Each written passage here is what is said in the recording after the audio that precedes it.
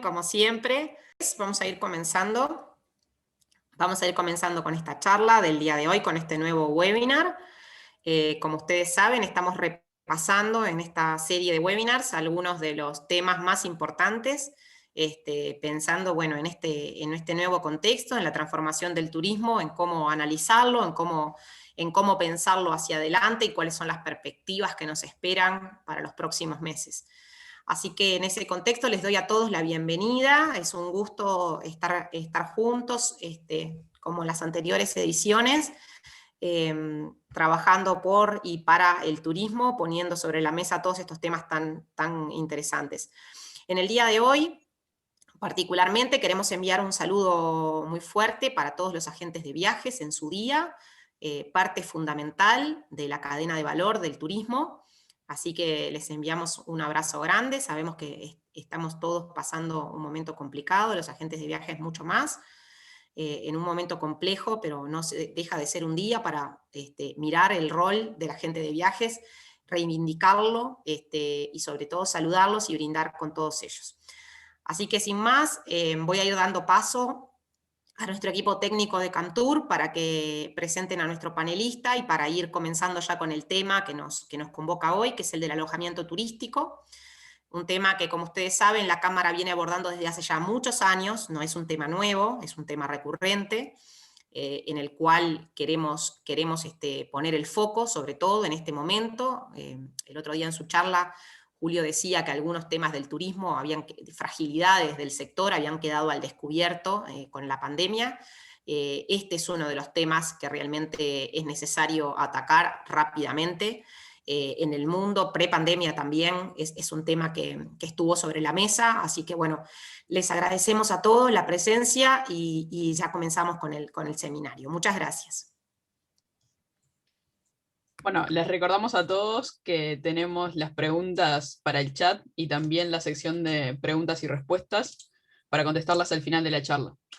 Vamos a presentar a Julio. Julio Facal es abogado, egresado en 1993 y posgraduado en la especialización en Derecho Comercial de la Facultad de Derecho de la Universidad de República. Es docente en las carreras de abogacía en la Universidad de la Empresa y en la Facultad de Derecho de la Universidad de la República también. Coordinador y coautor del primer libro de Derecho de Turismo en Uruguay y también autor del primer manual del Derecho del Turismo en 2017. Fundador y presidente de la Asociación Uruguaya de Derecho del Turismo y miembro de IFTA, que es el foro especializado de abogados en turismo. Y además, actualmente fue designado en el Comité de Expertos para la OMT y convocado a trabajar en un código de protección de los turistas a raíz de la pandemia. Bienvenido, Julio. Hola, bienvenidos a todos. Bueno, gracias a la Cámara de nuevo por la invitación. Saludar a la gente de viajes en su día también, como dijo Marina.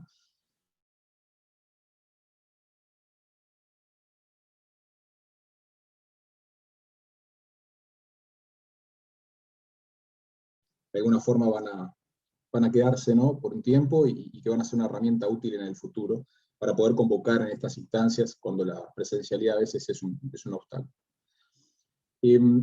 Como decía Marina al principio, este es uno de los temas quizás más complejos o más controvertidos en los que nos ha tocado trabajar en los últimos años.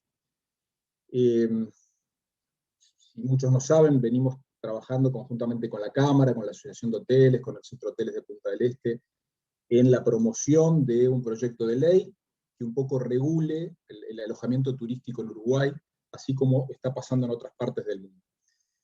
Yo quiero empezar la charla de hoy con una noticia de estos días, y además me demoré un poco además porque estoy en un chat, en un foro de abogados especializados en turismo, donde justamente el tema de discusión desde hace unos días a la fecha es una sentencia de un juez brasileño que le da la razón a un consorcio de copropietarios en un edificio de copropiedad en Brasil, que la asamblea de copropietarios votó no poder alquilar a turistas y no poder alquilar por Airbnb.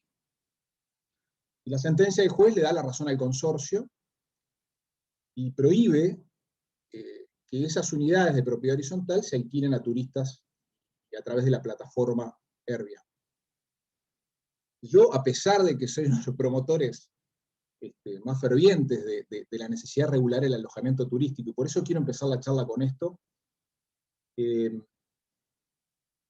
discutí y di mi posición acerca de que entiendo de que esa sentencia es inconstitucional, es ilegal, que un consorcio de copropietarios no puede determinar el destino o el uso de la vivienda en tanto la ley no lo haga. Porque en principio el derecho de propiedad tiene cierto dejo de absoluto, y además quien alquila hoy en día, por ejemplo en Uruguay, lo hace bajo la ley de arrendamientos. El problema acá es fiscal, ¿no? Si paga impuestos o no paga impuestos, pero la ley no le pide límites, ni que alquile por día, por semana, por mes. Y por tanto, lo que la ley no puede, menos puede una asamblea de copropietarios en un régimen de propiedad horizontal, porque en realidad el propietario del bien tiene derecho a disponer del uso, de la propiedad del bien. Lo que sí puede hacer la asamblea de copropietarios es regular los usos en materia de convivencia, ¿no? Es decir, tanto un turista sea ruidoso como un propietario ruidoso, el consorcio puede incidir sobre eso. Tan es así esto que hoy en día se cuestiona la pertinencia, por ejemplo, de animales domésticos en un consorcio. Hay toda una posición doctrinaria que entiende que los animales domésticos no podrían prohibirse, pero así todos los consorcios ponen o imponen esas reglas, muchas veces de que no pueden haber animales domésticos, y es muy engorroso para el propietario o para el inquilino dar vuelta a esa resolución de asamblea porque tienen que ir a la justicia, o pedir la inconstitucionalidad, o pedir la ilegalidad de una resolución. En definitiva, lo que sí estoy totalmente de acuerdo es que los reglamentos de copropiedad regulan las normas de convivencia. Pero fíjense una cosa, y por qué estoy en desacuerdo, porque más allá de que me encanta la sentencia del juez brasilero, porque en realidad, ¿qué motiva a los copropietarios a pedir al juez o a pedir al copropietario que no se pueda alquilar por Airbnb, ni por día, ni a turistas? Ojo, y esto puede sonar discriminatorio también. Puede ser mucho más molesto un propietario que un turista. O puede ser que alguien alquile a turistas. En realidad, los usos de la copropiedad, que sería lo que podría regular las normas de convivencia, no pasan por acá. Seguramente los copropietarios estén cansados de que entre y salgan personas distintas todo el tiempo, de que no conozcan a sus vecinos, pero eso no son razones suficientes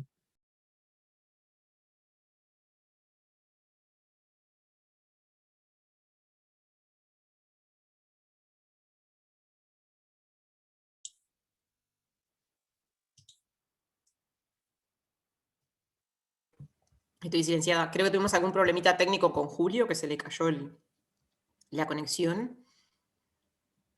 Se le había complicado un poquito para sumarse previo. Les pedimos un poquito de paciencia para ver qué problemita está teniendo Julio. ¿Solo yo o ustedes también? Solo tú, solo tú. Qué raro. Bueno, no, como les decía, yo no sé si hoy nos acompañan, porque no puedo ver a las personas que están, pero si nos acompaña alguno de los directores de turismo o alguna autoridad departamental, pero... Nos están acompañando directores de turismo, algunos ediles, y bueno, mucha gente relacionada, Julio, a todo lo que es el sector alojamiento del Uruguay. Claro, porque se darán cuenta que este tema, y por eso es tan complejo y tan delicado, involucra no solo temas que tienen que ver con el alojamiento en sí, sino también temas que involucran el derecho de propiedad, ¿sí? El derecho de los propietarios de disponer el uso y goce de su bien, o disponer de la forma en que la propiedad fue adquirida. Tampoco puede un consorcio, y esto es lo que yo analizaba conjuntamente con el conjunto, y ahora les voy a comentar cómo termina esta discusión, ¿no? Porque yo tiro esta bomba en el chat y aparecen enseguida, sobre todo los colegas argentinos, defendiendo muchísimo la posibilidad de que los consorcios, que el reglamento de copropiedad es un contrato. Yo establecía que esto no podía ir por encima de las leyes y la Constitución, y aparece un colega español que un poco termina con el diferendo y participa de la postura nuestra, diciendo que en España pasó algo similar, y que en realidad es la ley quien debe establecer, por ejemplo, el uso turístico de la propiedad, y esto forma parte del ordenamiento del territorio, de las normas de ordenamiento territorial, y acá tiene mucho que ver la ley de ordenamiento territorial y las normas departamentales, es decir, los gobiernos departamentales en materia de territorio, en materia edilicia, tienen mucho que hacer como forma de dotar a esa legislación urbanística de la posibilidad de diferenciar el uso residencial del uso turístico. Esto sería un paso importante. Pero además tampoco puede una asamblea de copropietarios determinar la calidad de comerciante de una persona que alquila por día y que hace de eso su profesión, porque lamentablemente la ley de arrendamiento se lo permite. El arrendamiento uno no le pregunta a la persona, usted va a alquilar todos los días, tiene que pagar, combina capital y trabajo, aunque dé servicio. Hoy la ley no determina claramente que alguien que realiza eso es una forma jurídica extrahotelera, hotelera, que es un poco el camino que queremos andar con la Cámara y con la Asociación de Hoteles, es decir, separar los usos y determinar que determinados aspectos que van conjuntamente con el alojamiento turístico, lo transforman a ese alojamiento particular, individual, de propietarios que aparentemente simplemente arriendan, en una forma hotelera encubierta. Y ni que hablar de aquellos edificios enteros de copropiedad o condominios con una administración única que se alquilan bajo la misma forma. Pero, ¿por qué empiezo planteando este tema? Porque para poder tomar determinadas determinaciones que afecten determinados derechos, hay que transitar un camino importante. El primer, perdón, voy a volver a compartir pantalla porque creo que se fue. El primer punto que nos tenemos que preguntar es, yo creo que ya lo he planteado más de una vez esto, porque esta charla es como una remasterización de charlas anteriores, ¿no? Que ya he dado sobre el alojamiento turístico. El Estado puede intervenir, ¿en qué actividades interviene el Estado? Y yo siempre planteo que el Estado en general interviene cuando hay distorsiones en el mercado, interviene cuando hay razones de interés general, y acá se combinan varios factores. Por un lado, el turismo es una razón de interés público, nacional, porque lo establece la ley. Si bien no dice que es de interés general, yo les diría que la última ley de turismo deja entrever como que hay un interés general del Estado uruguayo en fomentar y en promocionar las actividades turísticas porque es una de las fuentes de sus principales ingresos.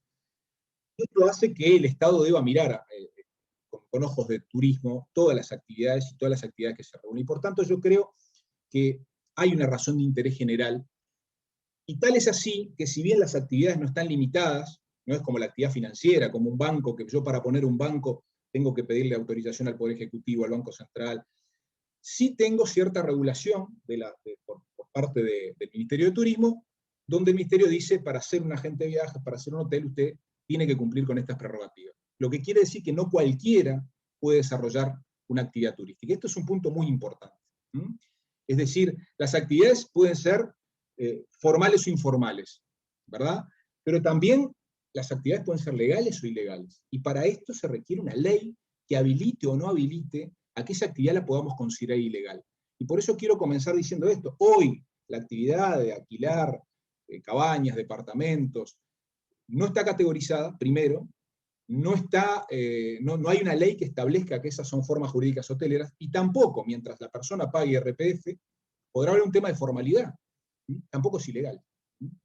Entonces, precisamos avanzar hacia un marco normativo diferente, que además tiene sus detractores y además tiene toda una contrapartida, que es el desarrollo inmobiliario de la industria de la construcción, que indudablemente cuando venden una propiedad, le dicen al propietario que esa propiedad puede ser usada para cualquier cosa. En los últimos congresos en los que participé por la Asociación de Hoteles por este tema, España es uno de los países que más ha avanzado en sus comunidades autónomas a la regulación del alojamiento turístico, y tal es así esto que yo estoy diciendo del interés general, de separar el uso turístico, que los españoles llegan a un extremo que dicen la vivienda es solo para vivir. Es decir, si yo quiero darle un uso turístico, porque nosotros estamos acostumbrados a aquello de que yo alquilo mi casita en temporada, bueno, tiene que tener ciertas obligaciones adicionales. Cuidar la calidad del destino, que esa propiedad tenga un número de registro. Y España lo que hace es separa esos dos tipos de alojamientos. Aquel que lo hace de forma habitual y profesional, y bueno, eso es una forma jurídica hotelera, se compara con los hoteles, o Doña María, Julio Facal, que tiene un apartamentito y lo alquilan para descontar la contribución 1 o 2 veces al año bajo la ley de arrendamiento por temporada, también van a tener obligaciones especiales. ¿Por qué? Porque quiero cuidar la calidad del destino, porque quiero cuidar al turista, porque el Estado no le alcanza con eso de autorregularse o autocalificarse, la autocalificación que hoy tenemos en las redes sociales de los propietarios, sino que el Estado debe saber dónde se alojan los turistas, debe tener un termómetro de cuáles son los alojamientos que prefieren los turistas, y también tiene que poder incentivar alojamientos de calidad. Y por tanto, el Estado comienza un poco, en esto que dice España, a regular la actividad, ¿no? Entonces, hoy, ¿qué pasa en Uruguay? Bueno, que la actividad turística es una actividad regulada. Le impone a los prestadores turísticos obligaciones especiales, en algunos casos constituir aval, registro. Y por esto es que rechina un poco que aquellas personas que hacen de ese uso turístico de la propiedad, hoy no regulada, algo habitual y profesional, no compitan en las mismas condiciones que hoy tiene la hotelería o los alojamientos debidamente inscriptos. Y acá vamos a ver que hay dos aspectos, ¿no? Uno la intermediación y otro la prestación. Ni que hablar que todo esto que estamos hablando se da en un crecimiento exponencial de lo que es las nuevas tecnologías, ¿no? Es decir, más de 2.200 millones de usuarios de Internet, nuevas tecnologías que incrementan el negocio, que son una oportunidad de penetración en Internet, pero que tienen ciertas debilidades, como pueden ser barreras fiscales, barreras culturales, falta de infraestructura, que el servidor esté en otro país y desarrollen actividades acá, ¿no? Y las amenazas justamente parten de esto, de las mismas bondades que tiene Internet y el comercio electrónico. Ese propio invento también tiene estas amenazas, porque esto fomenta el desarrollo de determinadas actividades informales externas, ¿no? Donde yo no puedo regular. Yo no puedo ingresar en ese terreno, es muy difícil. Vamos a ver ahora cuáles son lo que los estados han encontrado para regular la intermediación electrónica, porque este tema del alojamiento turístico, de prestar un alojamiento turístico a turistas, hoy va de la mano con esto que es la intermediación electrónica informal, o sea, aparecen nuevos jugadores en el mercado, OTAs, OTAs o agencias electrónicas informales no registradas en Uruguay, inmobiliarias no registradas en Uruguay, Airbnb, Booking, arrendando propiedades por día, por semana, donde para el Estado es muy difícil de regular. Vamos a ver que hoy se estableció un límite en materia fiscal, donde ellos hacen una declaración anual, pero a los alojamientos turísticos, a los hoteles, eso poco les importa. Es decir, que paguen impuestos o no. El problema es que no fomenten el desarrollo de determinadas actividades hoy legalizadas, como es la vivienda turística, de una forma potenciada, ¿no? Es decir, una forma agresiva como se hace hoy en día. Entonces, es importante tener en cuenta que esto ha ayudado. Entonces, tenemos bajo ese halo de la economía colaborativa, que en principio serían actividades puntuales, de colaborar con un mercado abierto para el uso de mercancías, con rasgos de temporalidad, determinados servicios, el intercambio de casas, que alguien coma en la casa de una persona, poder llevar en un auto. Bueno, esto se ha transformado en algo profesional y habitual. Es decir, aquello que empezó siendo colaborativo, como por ejemplo brindar un alojamiento puntual a estudiantes en materia de intercambio, hoy se ha vuelto en algo profesional, no solo de la casa de uno, sino también de la habitación. Y vamos a ver que algunas leyes extranjeras regulan no solo si yo alquilo mi casa, sino también si alquilo mi habitación, y no es una excusa vivir adentro del alojamiento. También eso pasa a formar parte, en la medida que haya habitualidad y profesionalidad, de este alojamiento turístico. Entonces yo lo que les diría es que esta profesionalización cuestiona todos los pilares de la economía colaborativa. Creo igual, de todas maneras, que hay que dejar cierta flexibilización a determinados aspectos. Yo siempre pongo el ejemplo, y el proyecto de ley que tenemos con la Asociación de Hoteles y con la Cámara, así lo establece, la posibilidad de excepciones, ¿no? Si mañana hay un raíz hípico en el interior, la capacidad de alojamiento está colmada, bueno, que determinados particulares puedan contribuir con autorización de la Dirección de Turismo, en lugar a alojar a esos turistas. Eso no sería visto como un arrendamiento por día turístico en casos puntuales o especiales. El gran problema acá es entonces a quién regular. ¿Dónde está el problema de todo esto? ¿Está en la intermediación? ¿Está en la prestación? Yo les diría que España ha avanzado mucho en esto, e incluso respecto de estos intermediarios electrónicos no registrados en Uruguay, como Airbnb, como pueden ser Booking, ha avanzado jurisprudencialmente, estableciendo en algunos casos lo que se llama la desplataformización de Uber. Me salió, esa es la primera vez que me sale en meses esa palabra. Es decir, sacarlo de la plataforma y entender que Uber no es un mero intermediario, y esto lo han establecido algunas sentencias españolas, sino que además es el organizador y que presta un servicio de alojamiento. ¿Por qué? Porque tiene una serie de componentes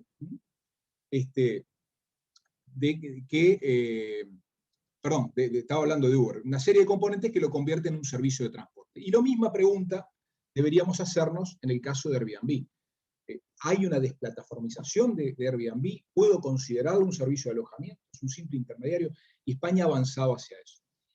¿Pero por qué ha avanzado España hacia eso? Porque además de ir hacia la regulación del alojamiento, tiene una ley desde el año 2004, 2005, que se llama Ley de Sociedades de Servicios de la Información, es decir, regula el comercio electrónico.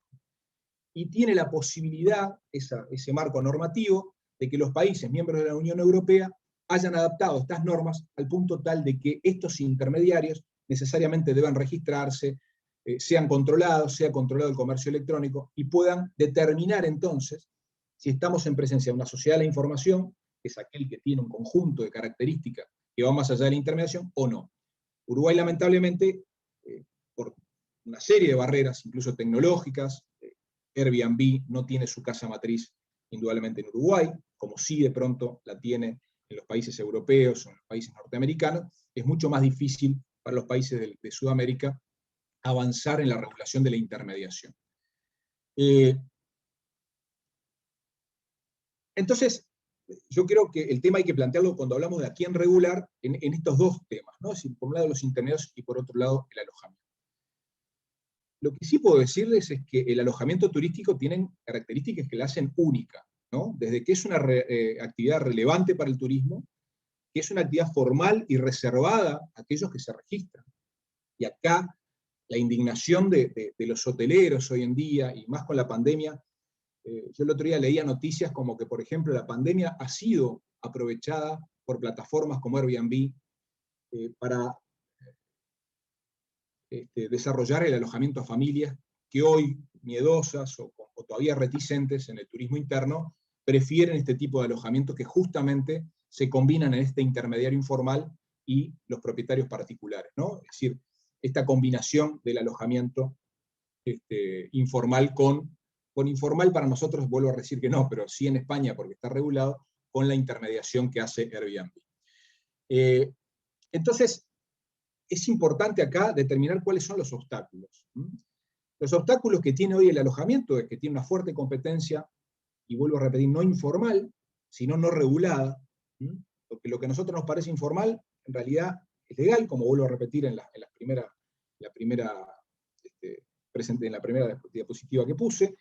Pero los obstáculos entonces son la fuerte competencia informal, la dificultad de diferenciar el uso residencial del uso turístico, porque esto tampoco está regulado, y por supuesto el tema del derecho de propiedad que vamos a analizar en un rato, ¿no? También la comercialidad o no de quien desarrolla la actividad. ¿Es comerciante? ¿Es un acto de comercio? ¿Combina capital y trabajo? Bueno, el Estado lo debe determinar claramente. Y cuando hablamos del derecho de propiedad, fíjense ustedes los temas que se plantean en esta sentencia de los jueces brasileños, los condominios, que avanzan hacia estos aspectos.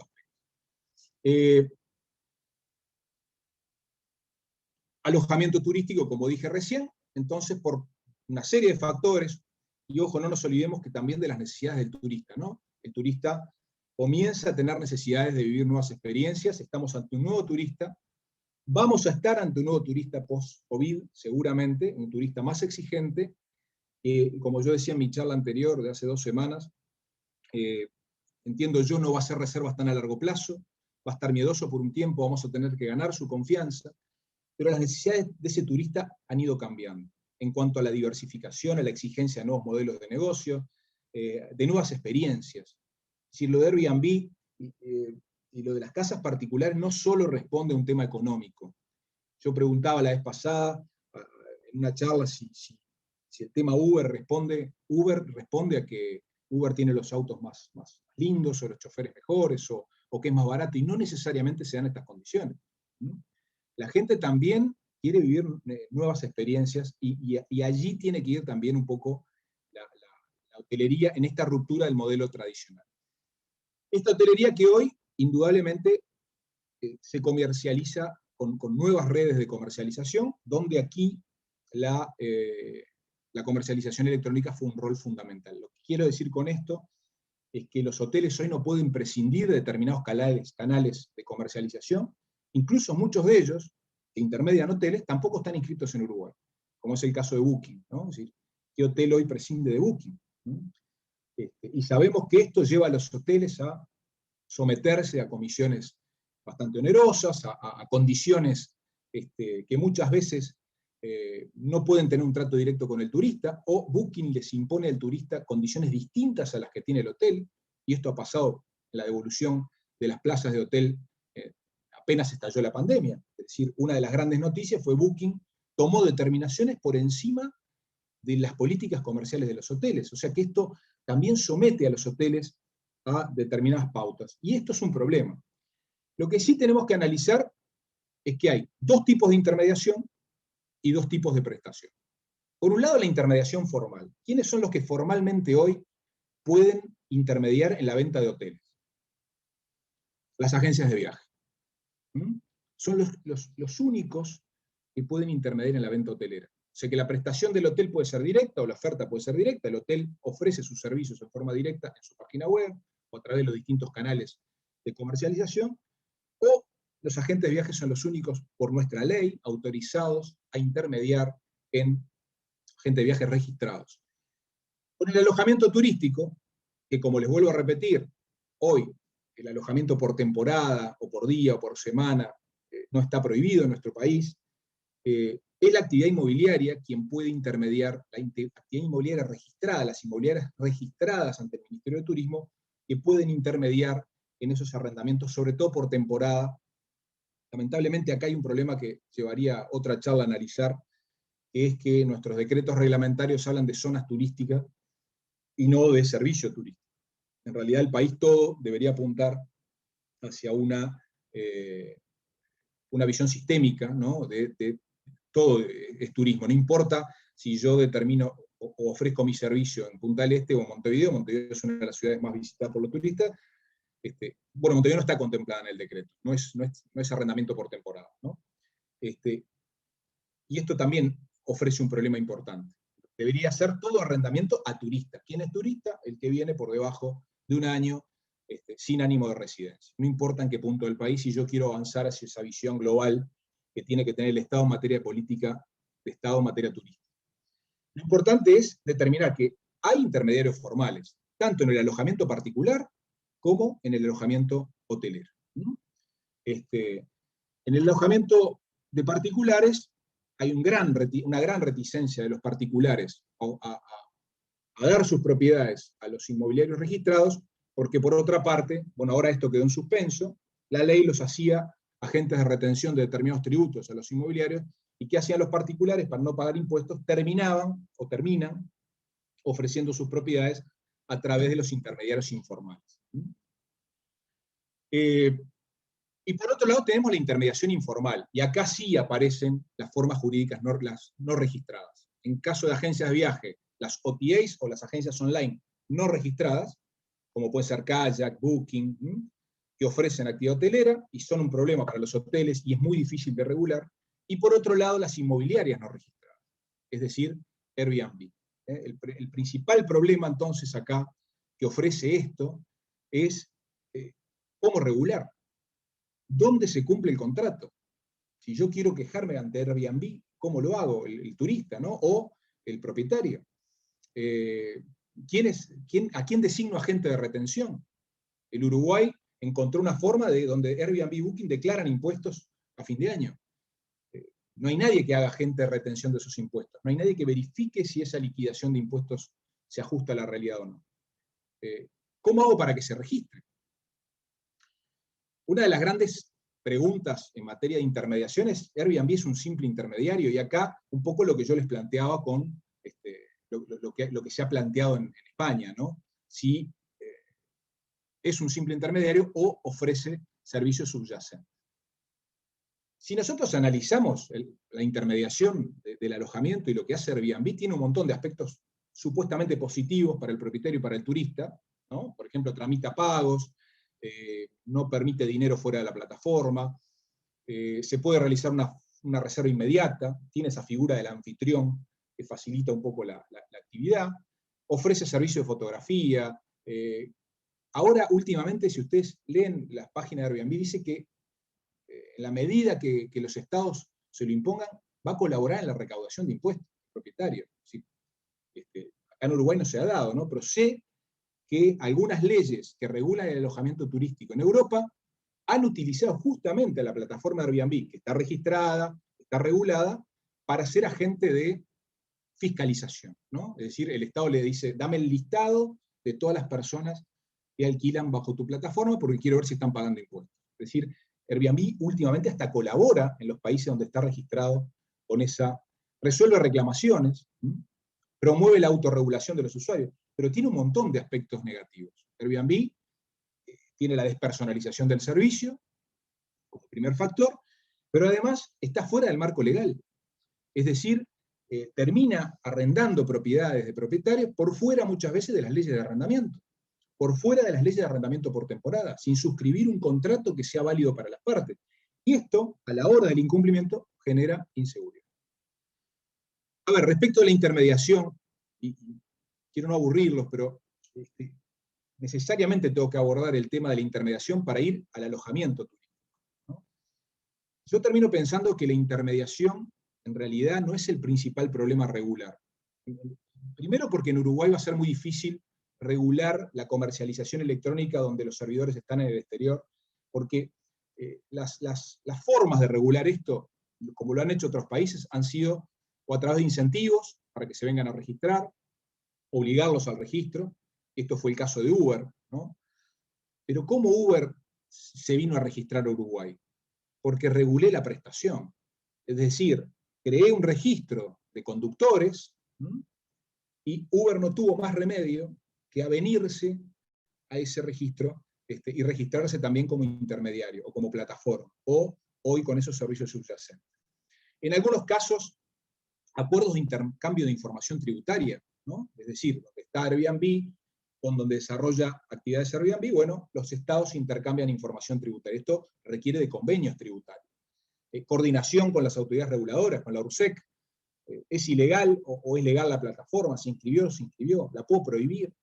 Y una serie de aspectos tributarios que allí o pagan impuestos con una simple declaración o determino agentes de retención. En algunos casos, incluso, las denuncias ante tribunales internacionales, bueno, han sido las posibles soluciones, pero como verán, regular esos intermediarios electrónicos que no desarrollan actividad en Uruguay es muy difícil. Vamos ahora entonces a lo que nos ocupa, que es la prestación del alojamiento. También la prestación de alojamiento hoy tiene dos formas, ¿no? Una, la prestación formal de alojamiento. ¿Quiénes pueden prestar alojamiento hoy en Uruguay? Bueno, todos aquellos que están debidamente registrados. Hoy la categorización hotelera se dejó de lado, porque el decreto fue eliminado, pero todas las formas jurídicas hoteleras que establece el Ministerio de Turismo y su registro en el registro de operadores son los únicos, porque la actividad es reservada, a prestar alojamiento hotelero a turistas. Es decir, prestar servicios turísticos habituales, profesionales a turistas. Esto tiene una serie de aspectos que creo que son importantes. Es decir, primero, si debemos considerar este alojamiento no como un producto turístico, yo creo que sí, que hay que avanzar a considerar el alojamiento turístico como un producto turístico de los estados. Porque es la forma en que el Estado va a interpretar y va a intentar regular estas formas jurídicas cuando en la informalidad desarrollan actividad comercial de forma habitual o profesional. Entonces es muy importante, como repetí al principio, determinar el uso turístico. ¿Y quién hace esto? La administración turística. Esto es el Estado que debe determinar dentro de los usos de la propiedad el uso turístico de la propiedad y apuntar a ese uso turístico de la propiedad. Lo vamos a ver ahora en un ratito. Determinar si es actividad civil o comercial. ¿Cuál es la actividad civil y cuál es la actividad comercial? La diferencia en materia jurídica de lo que es civil o comercial es si yo tengo habitualidad o profesionalidad o no. Si yo le presto dinero a un amigo, es un préstamo civil. Ahora, si yo vivo de prestar dinero, es un préstamo comercial. Y lo otro que hay que tener en cuenta en la prestación del alojamiento es justamente el derecho de propiedad y el límite, ¿no? Y por otro lado tenemos lo que llamamos o podemos llamar la prestación informal de alojamiento, pero en realidad, vuelvo a repetir, es informal en la medida que no paga impuestos, pero no es ilegal. Y acá tenemos un cúmulo de situaciones, las condominios, formas no categorizadas que prestan servicios subyacentes, de mucama, igual que si fueran hoteles. Cada vez se hace más necesario, cuando vemos este tipo de factores, diferenciar esa vivienda turística del uso residencial. Esto que pasaba en los condominios en Argentina y en Brasil, justamente hablan de esto. No es lo mismo el uso residencial de la vivienda que el uso turístico. En ningún aspecto el uso turístico es igual al residencial, porque está inmerso en una serie de factores adicionales, como pueden llegar a ser la contaminación sonora, la contaminación ambiental, la falta de capacidad de carga. Hay una serie de factores que hacen que el uso turístico no sea el uso residencial. Imagínense ustedes los pobladores de Pueblo Garzón, que hasta ayer llevaban una vida tranquila y hoy es un punto de atracción turística, donde incluso hay restaurantes de alta gama. Yo no digo que esto esté mal, pero el Estado le compete, cuando analiza transformar un uso residencial en un uso turístico, un uso rural en un uso turístico, estudiar todos los factores que están inmersos en eso. ¿Qué capacidad tengo? ¿Tengo capacidad locativa? Porque si no, esto se transforma en un problema. Y es lo que ha pasado en el mundo con el uso turístico versus el uso residencial. En Francia, en España. Fíjense ustedes, el Ayuntamiento de Madrid ilegalizará el 95% de las viviendas turísticas del centro. Francia, exactamente lo mismo.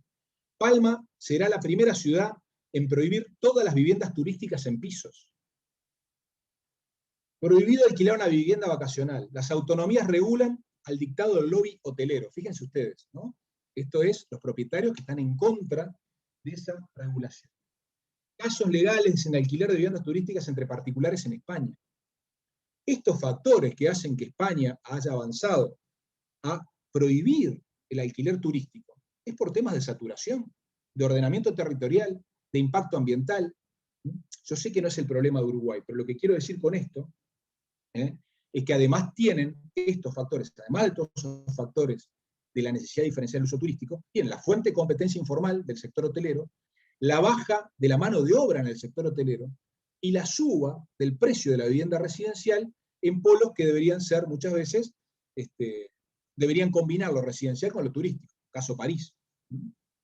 Cuando París avanzó y se dio cuenta que si bien el alquilar piso dinamizaba la economía, pero que eso tenía una serie de contrapartidas, como le sacaba mano de obra a los hoteles, las propiedades subían a precios astronómicos, y una pareja que quería vivir en París le era prácticamente imposible, y se tenía que ir a los suburbios, se dieron cuenta que era necesario regular el ordenamiento del territorio, regular los usos, y establecer límites.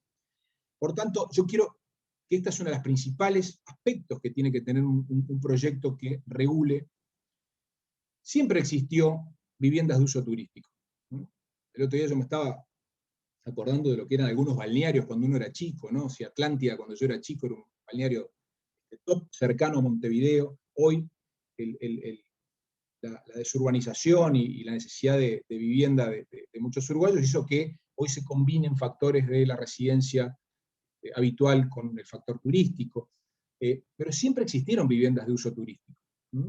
Y en realidad este mercado de viviendas turísticas tiene un montón de aspectos positivos, ¿no? Es decir, amplía la oferta, facilita transacciones económicas, muchas veces hace que esa competencia mejore la calidad, es decir, que se adapten a fenómenos de calidad de servicios, se ajustan muchas veces a la necesidad de los usuarios. Hay gente que no quiere ir al hotel y que quiere alquilar una casa, pero también tienen un montón de aspectos negativos. La proliferación de viviendas de uso turístico en forma indiscriminada, que todo el mundo alquile su casa a turistas, que vean esto como un negocio. Entre otras cosas, como digo, la mano de obra en el sector turístico, la congestión, ruido, medio ambiente, gran informalismo, y los precios de las viviendas. Las posibles soluciones a esto es, en primer término, definir a la vivienda turística. En segundo lugar, categorizar las nuevas formas hoteleras. Es decir, establecer que todas aquellas formas que se asimilan a los hoteles tienen que tener un registro. Cuidado con esto, porque uno de los problemas que se plantea, por ejemplo, alguien que alquila su propiedad horizontal de forma habitual y profesional, no basta solo con decir, bueno, vos sos una forma jurídica similar a un hotel, tenés... No, porque los hoteles además tienen factores edilicios departamentales, tienen una regulación. ¿Está apto ese piso para alquilar a turistas? ¿Tiene las medidas necesarias que yo le exijo a determinadas formas jurídicas hoteleras? Esto también ha sido un problema en España y en Francia cuando han querido avanzar. ¿Qué tributos paga?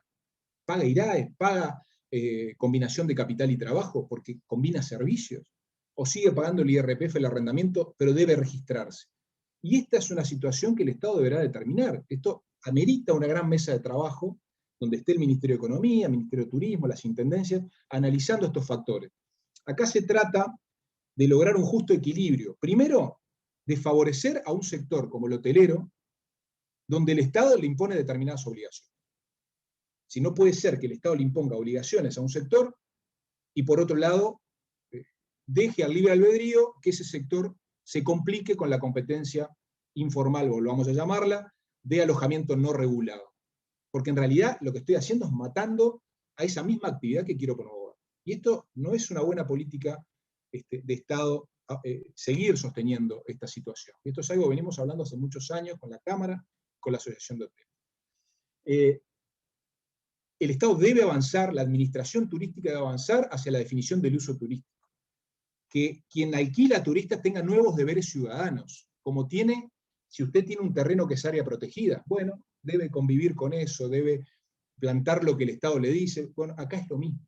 Como si usted tiene un bien, y no sé si Roque Bodián está en la charla, aprovecho a saludarlo, pero me acuerdo hace mucho tiempo, temas de su ciudad, de Colonia, donde determinadas casas o para abrir un comercio, como eran patrimonio histórico, yo no podía hacer determinadas reformas o tenía que cuidar la propiedad, tenía que hacer un compromiso con la sociedad de que yo tengo ese bien, pero bueno, acá con la vivienda destinada a turistas pasa exactamente lo mismo.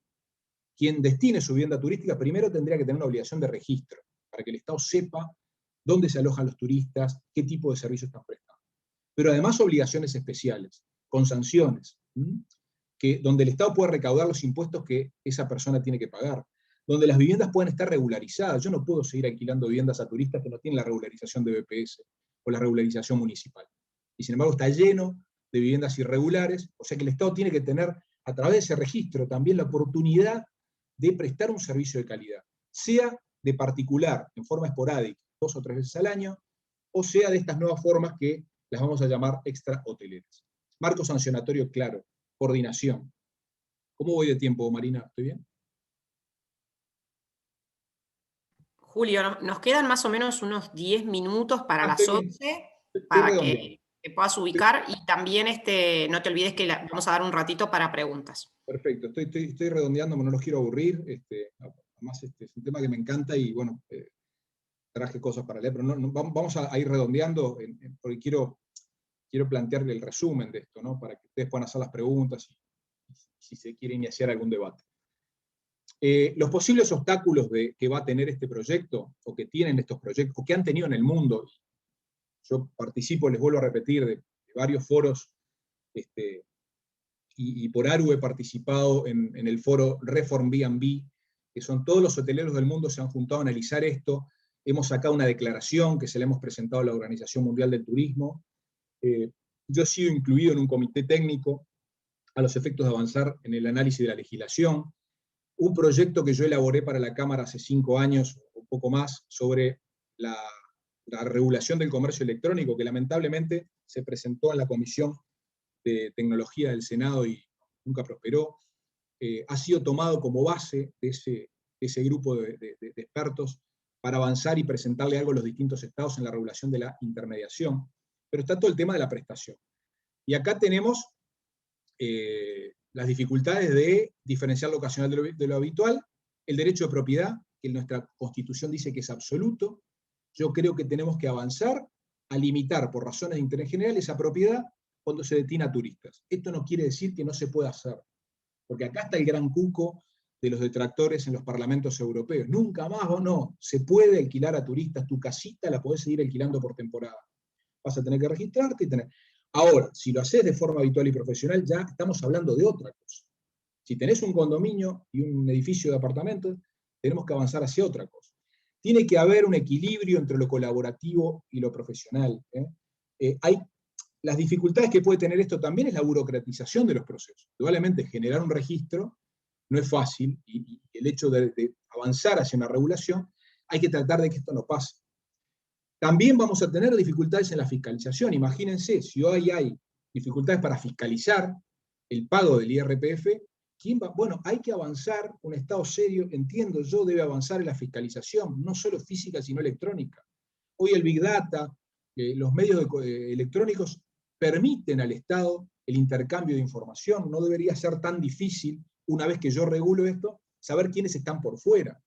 Y tener sanciones duras con esto, no solo fiscales, sino también sanciones administrativas. Y hay que modificar las leyes de arrendamiento por temporada. El proyecto de ley que presentamos modifica la ley de arrendamiento por temporada. 9 meses de arrendamiento por temporada es un disparate. Permite absolutamente cualquier cosa. Entonces se establecieron en ese proyecto de ley determinados límites por día, por semana, menos de 3 meses, y se creó, para que las inmobiliarias no pierdan el trabajo en el invierno, una especie de arrendamiento invernal a una persona o por límites de mínimos y máximos para que pueda haber una especie de arrendamiento por temporada invernal para las inmobiliarias para que no queden sin el trabajo del invierno. Generalmente los apartamentos se alquilan a estudiantes entre marzo y diciembre, y después el propietario puede alquilarlo por temporada, ojalá la ley de arrendamiento por temporada, con un máximo de 3 meses. Esto debería ser así. 9 meses abre una puerta enorme a la informalidad. Por tanto, los deberes de la administración turística deben ser ordenar, determinar los usos del suelo, crear zonas de protección, dirigir el crecimiento y la densidad de la población. Como en España y como todas estas cosas que les leí, es muy importante separar lo residencial de lo turístico. Y esto indudablemente hace a la policía urbanística no solo del gobierno nacional, sino de los gobiernos departamentales. La ley 18.308 de ordenamiento territorial crea una comisión donde está el Ministerio de Turismo, el Ministerio de Ordenamiento Territorial y Medio Ambiente, las intendencias. Bueno, de esto tendría que partir la necesidad de que esa ley tuviera una reforma y determinara el uso turístico de la propiedad, ¿no? Para avanzar, para que las intendencias pudieran bajar en sus directrices y determinar, ¿usted a qué va a destinar la propiedad? ¿A residencia o también alquilar a turistas? Bueno, usted va a tener el uso turístico, va a tener un registro, va a tener determinadas obligaciones especiales. Casos, para redondear. Chile, por ejemplo, la legislación local permitió que se multara a una propietaria por arrendar a través de una aplicación denunciada por los vecinos por tema de inseguridad. Como yo les dije, en Uruguay esto no puede pasar, no entiendo yo, no hay un ámbito legal o constitucional. Otra sentencia chilena prohíbe arrendar a Airbnb y permite que los condóminos impongan multas a quien arriende por menos de 15 días.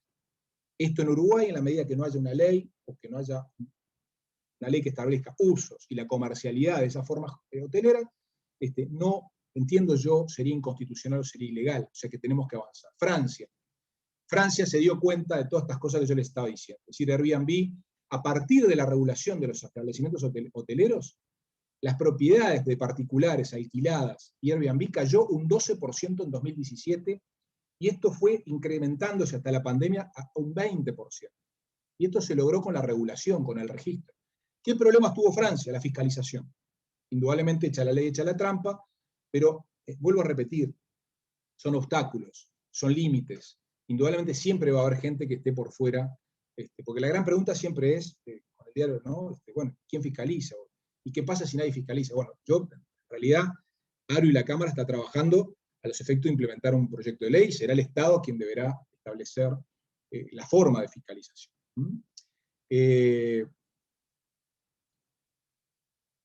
Bueno, lo que yo les decía, En Francia se aprobó la ley Allure, que establece un máximo de 120 días, y el alquiler turístico solo debe hacerse ante un intermediario registrado. Si no, no se puede alquilar a turistas. Y por un máximo de 120 días. Eso fue la ley Allure en Francia. En Ámsterdam se ha impuesto un límite de noches para ofrecer a los arrendadores a través de una plataforma, reduciéndolo a 30 noches. En Japón se aprobó en el 2018 la ley de alquiler de viviendas particulares. Los alojamientos por Airbnb en dicho país se redujeron un 80%. En Palma de Mallorca, bueno, un poco lo que yo les exijo, lo que yo les pongo allí.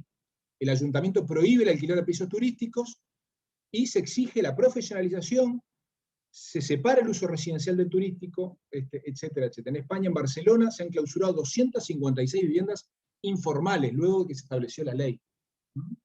Y todas las comunidades que ustedes ven ahí han avanzado hacia la regulación. Y vuelvo a reiterar, empecé con esto, la charla, la reciente sentencia del Tribunal Brasileño. Los límites y los riesgos a la regulación ya los vimos. Hay que establecer número de días mínimo, hay que establecer si se arrienda la vivienda completa o la habitación, hay que establecer restricciones al uso del suelo, hay que establecer qué pasa con aquellos que tienen servicios subyacentes. La ley incluso habla, a solicitud de algunos socios del centro de hoteles y directivos, de la figura del anfitrión. Ese anfitrión, en la medida que desarrolle su actividad profesional y en forma habitual, debe inscribirse como una inmobiliaria registrada, porque está intermediando. O, eventualmente, como una forma jurídica extrahotelera, si se demuestra que ese anfitrión, además, está munido de una serie de componentes. Y acá las preguntas. ¿Cuáles son las categorías? ¿Es posible poner las mismas normas de los hoteles a los apartamentos?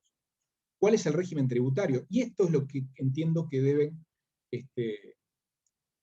tener una gran mesa de trabajo. Los obstáculos ya los vimos, inspeccionar, fiscalizar, cuáles son las herramientas, se requiere de redes, de Big Data, un marco jurídico adecuado. La Unión Europea, como les digo yo, desde el 2002 vienen sancionando a todos aquellos que no se adaptan a esta regulación, como en el caso de Airbnb, como en el caso de las plataformas electrónicas.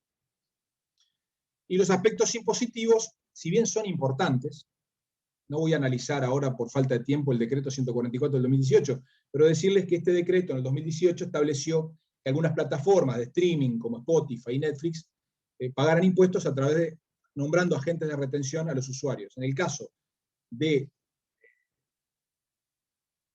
las plataformas, las OTAs, las OTAs, las agencias online o Airbnb, se estableció que ellos realizaran año a año una declaración de impuestos, pagando el 12% por impuestos a las rentas no residentes, bajo una declaración jurada de las plataformas.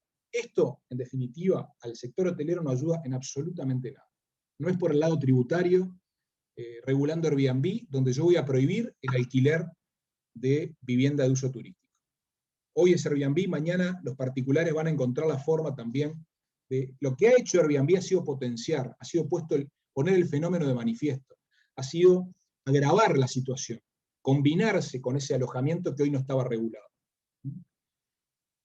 En definitiva, en Uruguay se presentaron dos proyectos de ley, uno, y esto se los dejo, como yo les decía hace unos años, regulaba las nuevas tecnologías, esto en el Senado no prosperó, y otro proyecto de ley con la Cámara y con la Asociación de Hoteles, que se presentó en el Ministerio de Turismo, y bueno, no sabemos en qué está esto, si ya se presentó a la Comisión de Turismo o entró al Parlamento, que regula a la vivienda turística. Y más o menos, el primer proyecto define el comercio electrónico, establece sanciones, establece un marco normativo donde la GESIC tiene un contralor importante del comercio electrónico de las plataformas, hay una serie de incentivos a los intermediarios para que se registren.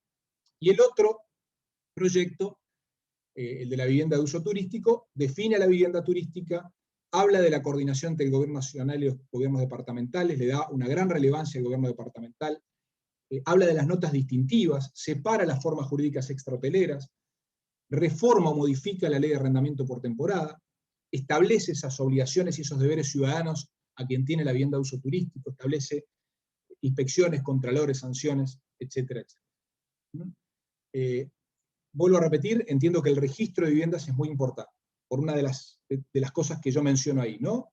Mejora la calidad, permite estudios, permite estadísticas, erradica el informalismo, permite saber dónde se alojan los turistas. No tiene sentido, y lo vuelvo a repetir, lo he dicho muchas veces, tener un registro de población flotante de los hoteles y no hacerlo con las viviendas de uso turístico. Parece un disparate, es como una exigencia totalmente anodina que se les exige a los hoteles, cuando en realidad un delincuente o alguien que está buscado por la policía puede alojarse en una casa de particulares y nadie sabe. Conclusiones, y termino, Marín. Creo que el primer problema que plantea esto es el informalismo, de formas que hoy no aparecen reguladas, y que se hacen, o la actividad se desarrolla, bajo límites que son legales. Hay que definir la vivienda, hay que crear un marco regulatorio adecuado, hay que tratar de regular el comercio electrónico con los problemas que ya les mencioné, hay que encontrar sistemas inspectivos adecuados, un régimen tributario adecuado, hay que limitar el derecho de propiedad basado en el interés general, estableciendo que el uso turístico debe ser diferenciado del residencial, y la comercialidad de determinada actividad que no puede ser considerada civil cuando la persona vive de eso o tiene una industria del alojamiento. Y yo creo que esto pasa por aprobar un marco normativo donde los proyectos que hemos presentado, con errores, con aciertos, son un borrador de trabajo, pero ponen el tema arriba de la mesa. Así que, disculpen que hablé mucho, pero bueno, espero haber sido claro y estoy abierto a las preguntas que ustedes quieran hacer. Muchísimas gracias, Julio. La verdad, súper clara tu presentación, como siempre. Creo que es un tema que nos convoca, que nos viene convocando ya hace mucho tiempo y que a la vez nos conmina a trabajar juntos, ¿no? En este tema, como les ponía al inicio, al darles la bienvenida. Vale tiene un par de preguntas ahí que hemos estado recibiendo. Si ustedes tienen preguntas, por favor, la colocan tanto en la herramienta de preguntas y respuestas como en el chat, para que Julio pueda ir contestando todas las preguntas. La primera pregunta que tenemos es, ¿en qué año fue presentado el proyecto de viviendas turísticas y qué correcciones sufrió? Bueno, en realidad se presentó varias veces a las distintas comisiones de turismo. Y a partir del 2016, Julio, creo que todos los años lo presentamos en las distintas comisiones del Senado. 2015, 2016. Y siempre encontrábamos adeptos, siempre encontrábamos diputados dispuestos a avanzar. Yo creo que la versión que tenemos hoy, que se presentó ante el Ministerio de Turismo para ver si el Ministerio apoyaba esa iniciativa, vuelvo a repetir, es un tema muy complejo, donde el lobby de la industria inmobiliaria no es menor, ¿no? Es decir, vender una propiedad hoy le asegura a su propietario que puede destinar el uso a lo que quiera. Imagínense que limitar el uso de la vivienda trae como contrapartida quizás una recesión en la inversión. Eso es lo que alientan los inmobiliarios, ¿no? O el sector de la construcción más que nada, no las inmobiliarias. Creo que el proyecto que tenemos hoy está mucho más redondo, prevé la reforma de determinadas leyes como el arrendamiento por temporada, le da herramientas a los gobiernos departamentales para avanzar, y bueno, es un borrador de trabajo que se presentó apenas asumió el ministerio actual. Perfecto. ¿Qué significa la desplataformación de Airbnb? Es sacarlo de ese lugar de la plataforma y mirar cuál es la tarea que realmente realiza, ¿no? Si es un simple intermediario o presta un servicio. Si es un hotel encubierto o una empresa hotelera, lo mismo que pasó con Uber. Hay sentencias laborales que establecen que Uber es patrón, ¿no? Y no un simple intermediario. Europa avanza hacia eso, a sacarlo de ese pedestal. Una forma de decir las cosas de los españoles. Perfecto. Nos dicen que este tema en Colonia Sacramento ya en el año 95 fue planteado al Mintur y a la Intendencia de Colonia en un coloquio turístico, y en esa época era un gran problema porque no se ve cómo el Estado va a fiscalizar para cuánto personal necesitaría. Entonces lo que preguntan es si no sería tiempo de al menos premiar al que hace las cosas en orden, exonerando como al sector exportador. Sí, también se pueden buscar los beneficios, pero el problema es que el tema va a seguir existiendo. Yo creo que tiene que haber por lo menos un registro. Y el tema de la fiscalización pasa en todas las áreas, pasa en el tema de previsión social, pasa en temas tributarios. El problema es que va a haber una norma que va a tener sanciones. Todo aquel que infrinja una norma y sea detectado, bueno, va a pagar. Y yo creo que va a haber situaciones ejemplificantes, se van a escapar un montón, pero yo por eso decía, uno de los grandes problemas que han tenido los países que avanzaron hacia la regulación ha sido la fiscalización.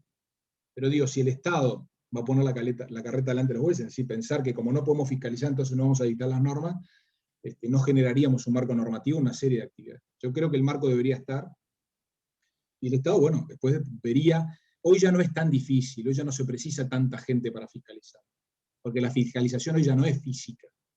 Hoy los medios, el Big Data, da enormes posibilidades. Con 1 o 2 funcionarios atrás de una computadora se pueden hacer cosas fantásticas. Ya no es siempre me acuerdo del inspector que tenía el ministerio, un abogado amigo, que llegó un momento que quedó solo en el equipo ministerial y era el único inspector que salía a inspeccionar las estrellas de los hoteles.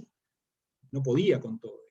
Claro que se le escapaban muchos servicios que no eran de calidad y donde el ministerio se proponía avanzar hacia eso. Pero bueno, es un tema de debate, por eso lo planteo. Yo no creo que haya nada absoluto. ¿Será posible lograr un marco regulatorio entre todos los actores? ¿En cuánto tiempo se podrá pensar actividades reguladas bajo un paraguas jurídico? Para mí juegan muchos intereses, de todos lados. Entonces, este es un tema que tiene que tomar el Estado y las intendencias. Es decir, ¿qué país turístico queremos? ¿Qué modelo turístico queremos? Y hacia dónde puedo avanzar. Es un tema meramente de política económico-turística y de modelo turístico. Eso se soluciona así. Los actores podrán intervenir, podrán debatir, pero acá hay alguien que tiene que poner las reglas, ¿no? ¿Qué modelo turístico quiero? ¿Estoy convencido de eso? ¿Quiero favorecer al sector hotelero? O como la cosa igual camina, yo creo que la pandemia puso de manifiesto una serie de carencias, yo lo decía la vez pasada, de vulnerabilidades, donde este tema se agravó. Se agravó totalmente. En la pandemia tuvimos agencias de viaje y incluso las inmobiliarias ofreciendo apartamentos por día y por semana. A ver, bien, las inmobiliarias lo pueden hacer, están registradas, pero quiero decir, de gente que capaz que en otro momento no hubiera competido de esa manera con el sector hotelero. Y yo no digo que no lo puedan seguir haciendo, lo que estoy diciendo es que tiene que haber un marco, un registro, de saber quién hace las cosas bien y quién hace las cosas mal. Además no se olviden que en los últimos meses atrás se exoneró a las inmobiliarias de controlar de ser agente de retención. Se dejó en suspenso, gracias a que yo entiendo que está bien, las inmobiliarias no deben ser agentes de retención, agente de retención tiene que ser el propio. Porque si no, a las inmobiliarias se les impone una carga brutal y una responsabilidad que no tienen. Yo creo que esto se agravó con la pandemia. Agencia de viaje que aprovecharon esto y alquilaron viviendas por día y por semana, cuando en realidad no es su rol y ni lo pueden hacer. Otra de las preguntas es si esto no se resuelve ampliando el formato de condotel.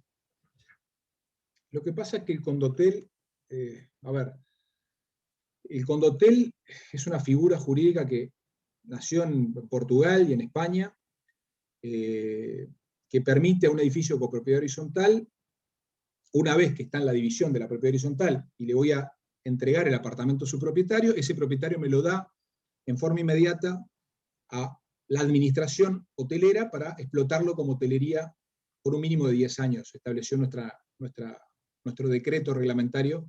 Uruguay, en un momento que quiso privilegiar el desarrollo de nuevas formas de alojamiento, favoreció esto. Y esto realmente fue súper contradictorio, porque por un lado los condoteles no tenían las mismas prerrogativas que los hoteles para competir de igual a igual, ¿no?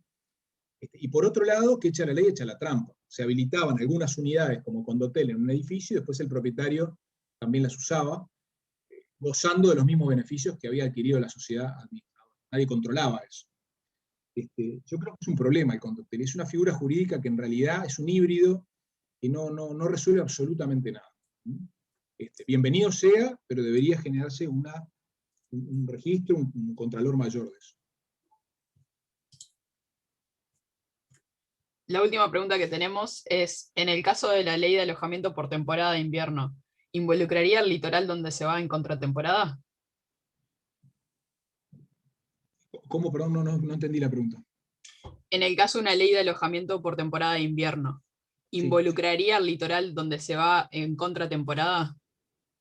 sí, eso atiende a todos los sectores. La temporada va a seguir existiendo, y eso involucraría a todos los sectores involucrados, sin duda. Perfecto. Esa era la última pregunta. Perfecto, bueno, muchas gracias. Bueno, Gracias a todos los que estuvieron enviándonos sus preguntas. Este es un tema que sin duda da para seguir conversando, como bien dice Julio, es un tema en el que tenemos que seguir trabajando en distintas mesas, sobre todo para intentar de ir llevándolo hacia lo departamental. Por ahí había alguna pregunta también, más que pregunta, algún comentario en el chat. Que comentaba esto bueno, de no empezar a trabajar, digamos, más en lo municipal y en lo departamental, para poder de alguna forma hacer cuajar esta reglamentación que comentaba Julio, bueno, que viene hace mucho tiempo ya conversándose. Creo que es un tema complejo, donde todos los actores y todos los involucrados tienen que también poner su mirada y sobre todo tenemos que avanzar, ¿no? Claramente hay que avanzar en el tema, como bien dice Julio, todos los países que tienen un claro interés en el turismo así lo han hecho y así también tenemos que avanzar en el Uruguay. Muchas gracias, Julio, por tu exposición tan clara como siempre, y gracias a Vale por acompañarnos también con el equipo técnico, a Santiago, que estuvo también un ratito por acá, nuestro director ejecutivo. Y bueno, gracias, quedamos doctora. listos para la próxima jornada, que va a ser este jueves, que es la última. Este jueves a las 10 tenemos el último webinar de este ciclo de webinars de la Cámara, donde va a estar participando Álvaro Moré y Rodrigo Melián, hablando de todo lo que es el marketing digital, un tema tan interesante, sobre todo en este momento donde vamos a estar mirando hacia adelante. Así que bueno, comentarle entre otros temas, también no me quiero olvidar, como dicen, esta oportunidad que me brinda Radio Sport, para comentarles que no se olviden que uno de los primeros webinars que tuvimos fue el de la plataforma de promoción automatizada que pone a disposición el Ministerio de Turismo, de todos los operadores que están registrados, y está bueno que todos aprovechen y utilicen. En la página web de Cantur tienen todos estos webinars, también este primer webinar donde ustedes pueden aprender cómo utilizarla si todavía no la están utilizando, y aprender cómo cambiar el contenido si es que ya la están utilizando pero quieren cambiar su contenido por temporada o por propuestas, por ejemplo, para el Día de la Madre o para cualquier otro día.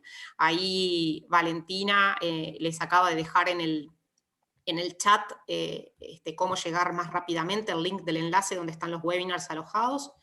Así que bueno, nada, recordarles eso para que ustedes también puedan ir ingresando por ahí. Cualquier cosa, siempre está el equipo técnico de la Cámara para dar una ayuda si alguien necesita algo, igualmente que la Agencia de Publicidad y el Ministerio de Turismo. Gracias, Julio. Bueno, Nos muchas vemos gracias. nos vemos el jueves con todos ustedes nuevamente para otro webinar. Que tengan Bueno, un ahí muy están buen día. todos los mensajes, incluso algunas direcciones de turismo que me están saludando, así que un abrazo a todos. Sí, muchos directores de turismo nos acompañaron hoy, así que bueno, vamos a tener fe, Julio, de que este tema va a estar sobre la mesa de varias direcciones de turismo próximamente. Nosotros asimismo vamos a seguir trabajando en mesas de trabajo departamentales, así que bueno, seguiremos para el mes que viene, seguro cuando ya se pueda retomar la actividad presencial, vamos a estar trabajando en este tema en distintos departamentos. Así que bueno, quedamos así. Buena jornada para todos. Bueno, que pasen bien, gracias. Chao, chao.